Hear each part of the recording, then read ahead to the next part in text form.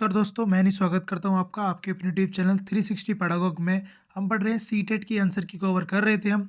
तो CTET paper one की जो हिंदी लैंग्वेज वन है हम उसको डिस्कस कर रहे हैं। तो जिस बच्चे ने भी सीटेट पेपर वन में हिंदी लैंग्वेज वन ऑप्ट की हो, चलिए वो उसको देखकर अपने आंसर्स लगा सकता है। तो यहाँ पर पैसेज दे रखे हैं। तो 91 का जो आपका करेक्ट आंसर है, गद्यांश के अनुसार मनुष्य के लिए डैश सर्वाधिक महत्वपूर्ण है। तो उसके के लिए क्या है? शांति, प्रेम और भारी स्वच्छता नहीं। शारीरिक स्वच्छता, बाहरी स्वच्छता तो सब में है, पर आपके लिए सबसे इम्पोर्टेंट है विचारों और भावों की पवित्रता। तो ये सबसे ज़्यादा इम्पोर्टेंट है। तो एक 91 का आपका हो जाएगा सेकंड। चलिए आगे समझते हैं। बाहरी स्वच्छता का मूल आधार आंतरिक स्वच्छता है। तो ये ठीक है, तो उसका ऑप्शन हो जाएगा आपका थर्ड। भीतरी स्वच्छता पर बाहरी स्वच्छता आधारित है। ठीक है, चलिए अगला समझते हैं। बुनियादी में जो आपका जो 93 है, बुनियादी में प्रत्यय क्या है? तो बुनियादी के अंदर आपका जो प्रत्यय है वो क्या है? ई प्रत्यय क्या है? बड़ी ई जो है। तो बुनियादी का आपका हो जाएगा ऑप्शन नंबर 93 का हो जाएगा ऑप्शन 4। तो 94 का है समूह में से भिन्न। समूह से भिन्न क्या है? जहाँ तक मेरे को देखने को मिल रहा है, स्वच्छ, स्वच्छता और निर्मलता, लगभग लगभग तीनों की मीनिंग सेम से है। तो आपका जो समानता है वो इन तीनों से क्या है? भिन्न है। तो 94 का क्या हो जाएगा? 4 हो जाएगा सम्मान। क्या हो जाएगा आपका? सम्मान, रिस्पेक्ट। ठीक है, चलिए 95 का समझते हैं। आंतरिक स्वच्छता से संबंधित नहीं है। तो आंतरिक स्वच्छता क्या होती है? निर्मल विचार, शांति, प्रेम, या आंतरिक स्वच्छता होती है। तो आपकी शिक्षा आंतरिक स्वच्छता नहीं है। चलिए समझते हैं। 96 बुनियादी आवश्यकता है, मतलब बुनियादी आवश्यकता क्या है? तो पहली लाइन में लिखा हुआ है बुनियादी आवश्यकता क्या है? बाहरी और भीतरी स्वच्छता और निर्मलता। ठीक है, जो पहली लाइन देखोगे ना आप, यहाँ पे आपको देखने को मिलेगा, यहाँ पे लिखेगा आपको स्वच्छता। देखो यहाँ पे लिखा है आंतरिक और बाहरी दोनों रूप से स्वच्छता और निर्मलता एक बुनियादी आवश्यकता है कि नहीं? चलिए अब 97 का समझते हैं। विधान में एक प्रत्यय लगाने पर कौन सा शब्द बनेगा? तो जो 97 है आपका हो जाएगा आपका 4। विधान में हम क्या लगाएंगे? एक प्रत्यय लगाएंगे तो बनेगा क्या? ये वैधानिक बनेगा। क्या बनेगा? ये वैधानिक। अगला समझते हैं 98। निम्नलिखित में से विशेषण और विशेष्य का संबंध नहीं है। तो ऑप्शन हो जाएगा आपका 4, शिक्षा और पर्यावरण। जो आपकी एजुकेशन है और आपका जो इन्वायरमेंट है वो दोनों ही क्या हो गए? नाउन हो गए। तो ये आपका यहाँ पर विशेषण विशेष्य को फॉलो नहीं करता। तो 94 का आपका हो जाएगा 4। आगे समझते हैं। 99 का आपका आंसर हो जाएगा आंतरिक स्वच्छता से तात्पर्य है। आंतरिक स्वच्छता मतलब है मन के बुरे भावों को दूर करना। तो 99 का हो जाएगा आपका थर्ड। सेकंड नहीं होगा, थर्ड होगा। तो जो मैं रेड से मार्क कर रहा हूँ वो करेक्ट आंसर है, जो उसमें लगे हुए हैं उनको ना माने, ये किसी बच्चे का पेपर है। ठीक है जी, चलिए आगे समझते हैं। 100 का आपका स्वाभिमान का संधि विच्छेद क्या होगा? स्वाभिमान का जो आपका संधि विच्छेद होगा वो आपका हो जाएगा 100 का आपका क्या हो जाएगा? 1, स्व प्लस अभिमान। ओके, चलिए 101 जो है आपका कविता में किस छल की बात की गई है? तो इसमें बताइए कि ये बात की गई है इसमें व्यापारी बन हमें गुलाम बनाने की, अंग्रेजों के बारे में बता रखा है ये। ठीक है, चलो 101 का 2 हो गया। अब है आज़ादी मिलने का श्रेय किसको दिया जाता है? वीरों के बलिदानों को दिया जाता है आज़ादी मिलने का श्रेय। ओके, तो ऑप्शन 2, 102 का क्या हो गया? 4। नीति शब्द में किस प्रत्यय का प्रयोग किया जा सकता है? तो नीति शब्द में हम किस प्रत्यय का प्रयोग कर सकते हैं? तो 103 का आपका हो जाएगा 4। तो क्या जाएगा? नीति में अगर एक का प्रयोग हो तो ये नैतिक बनेगा। तो ये हो जाएगा ऑप्शन 4। ओके, तो ई है और ई नहीं होगा इसका। वही कह रहा हूँ मैं, जो मैं मार्क कर रहा हूँ वो करेक्ट आंसर होगा, ना कि जो पेन से लगे हैं वो। ओके, चलिए 104 को देखो। देश की स्वतंत्रता प्राप्त करने में लंबा समय लगा था। यह भाव कविता में किस अंश से प्रतिद्वंद्वित मतलब प्रतिबिंबित होता है? तो आपका ये हो जाएगा, ठीक है, लंबी चली लड़ाई थी। ओके, तो 101 104 का 1। आगे समझते हैं।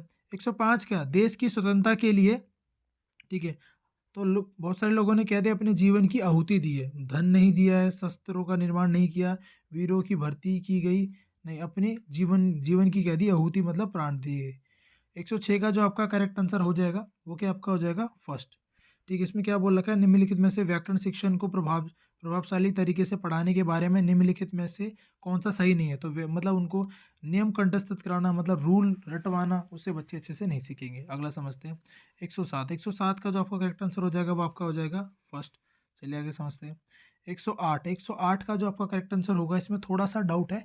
इसके अंदर बोल रखा है कि वो 5, इसमें लगा कक्षा 3 की अध्यापिका ने अपनी शिक्षार्थियों से कहा कि वे अपने सहपाठियों से सकना शब्द के प्रयोग की योग्यता संबंधी 5 प्रश्न पूछे, जैसे कि क्या तुम तैर सकते हो? गतिविधि आपका यह प्रकार किस लिए है? तो इसमें है मौखिक प्रवाह हो सके बच्चों का। तो मौखिक प्रवाहाभ्यास इसका होना चाहिए correct answer, but may be एक एक टाइप से नियंत्रित मौखिक प्रवाह भी हो सकता है, क्योंकि उसने स्पेसिफिक कुछ वर्ड दिए हैं। तो इन दोनों में इसको हो सकता है, वैसे सेकंड ज़्यादा बढ़िया है और मे बी थर्ड भी हो सकता है, तो इन दोनों में देख लीजिएगा आप। जो ऑफिशियल आंसर की आएगी तो आपका क्लियर हो जाएगा, वैसे होना तो सेकंड ही चाहिए। चलिए आगे समझते हैं। 109 का जो आपका क्या होगा करेक्ट आंसर होगा, वो आपका हो जाएगा फर्स्ट। ठीक है, चलिए आगे समझते हैं। 110 का जो आपका करेक्ट आंसर होने वाला है, ठीक है, 110 का जो आपका करेक्ट आंसर होगा वो आपका क्या हो जाएगा फर्स्ट। ठीक है, ध्वनि विज्ञान निर्देशन। ठीक है, आगे समझते हैं। 111 का जो आपका करेक्ट आंसर होगा वो आपका क्या हो जाएगा, वो आपका हो जाएगा ऑप्शन नंबर 3, संप्रेषण उपागम। ये कम्युनिकेटिव अप्रोच जो होती है, कि जो वास्तविक परिस्थितियों में, मतलब वास्तविक परिस्थितियों में भाषा सिखाया जाता है, टारगेट लैंग्वेज में बात की जाती है। चलिए आगे समझते हैं। 112 का जो आपका करेक्ट आंसर होगा वो आपका डायरेक्ट विधि। ठीक है, जो डायरेक्ट मेथड है वो 112 का हो गया 4। आगे समझते हैं। 113 का जो आपका करेक्ट आंसर है वो आपका हो जाएगा तकनीकी तकनीकी सिद्धांत। मे बी ये निम्नलिखित में से कौन सा सिद्धांत बुनियादी चरण पर पाठ्यपुस्तक अभिकल्प नहीं है? तो यही नहीं है, तकनीकी सिद्धांत नहीं है शायद, पाठ्यपुस्तक सिद्धांत है, मूल सिद्धांत है, प्रस्तुतिकरण सिद्धांत भी है। 114 का जो आपका करेक्ट आंसर होगा वो आपका हो जाएगा फोर्थ, विकास के विभिन्न आयामों से बच्चों के कार्य का प्रदर्शन करके।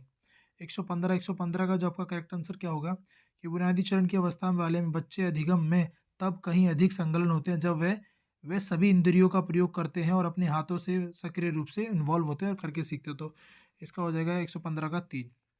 116 का जो करेक्ट आंसर होगा, मैं अपना कार्य अध्ययन अध्यापक को देने से पहले एक सटीकता के लिए अंतिम मतलब फाइनल रूप से भी जांचती हूँ। तो इसको क्या बोलते हैं? इसको बोलते हैं प्रूफ रीडिंग। इसको क्या बोला जाता है? प्रूफ रीडिंग इसको बोला जाता है। तो 116 का आपका हो जाएगा फोर्थ। चलिए आगे समझते हैं। 117 का जो आपका करेक्ट आंसर हो जाएगा वो, इसमें थोड़ा सा ये एक डाउटफुल क्वेश्चन हो रहा है। साक्षरता अर्जित करने के लिए किसमें निपुणता होनी चाहिए? सटीकता और ध्वन्यात्मक बोध, इन दोनों में तो होना चाहिए, ठीक है ये।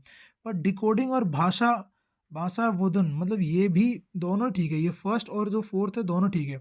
और जहाँ तक मेरे को लग रहा है जो पहले ऑप्शन है सटीकता और ध्वन्यात्मक बोध, वो भाषा बोधन में ही आ जाएंगे। तो ऑप्शन जो फोर्थ जो आपका, वो ज़्यादा सटीक है। बट मे बी मुझे लग रहा है इन दोनों में से कोई भी आंसर सीटेड दे सकता है। जो सीटेड तो ऑफिशियल आंसर के आने पे पता चलेगा, बट मेरे को लग रहा है कि फोर्थ इसका ज़्यादा करेक्ट है, क्योंकि फर्स्ट वाला ऑप्शन जो है वो फोर्थ में ही आ जाएंगे, भाषा अवबोधन के अंदर ही आ जाएंगे। चलिए अगला समझते हैं। 118 का जो आपका करेक्ट आंसर होने वाला है आपका, वो हो जाएगा फर्स्ट। ठीक है, अच्छा, ये TLM मतलब कैसा होना चाहिए? तो वो खुदरा नहीं होना चाहिए, ठीक है, फिसलन नहीं होनी चाहिए, बाकी तो तीनों सही है। 119 का जो आपका करेक्ट आंसर होगा वो आपका हो जाएगा फोर्थ। और 120 का आपका करेक्ट आंसर होगा क्या? फर्स्ट, मतलब इसमें पीयर असेसमेंट की बात की गई है। तो ये आपके सारे क्वेश्चन होते हैं जो हम क्या कर रहे थे, सीटेट पेपर 1 की जो हिंदी लैंग्वेज बनती है वो हमने कवर करी है।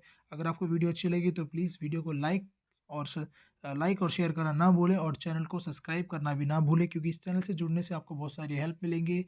जैसे कि अलग आगे जो टीचिंग एग्ज़ाम है, सीटेट से अलावा जैसे आपका DSSB है, पीयर और जो KVS वगैरह और अदर जो स्टेट एग्ज़ाम्स होते हैं, तो उसका भी कंटेंट आपको उस चैनल के थ्रू मिल जाएगा।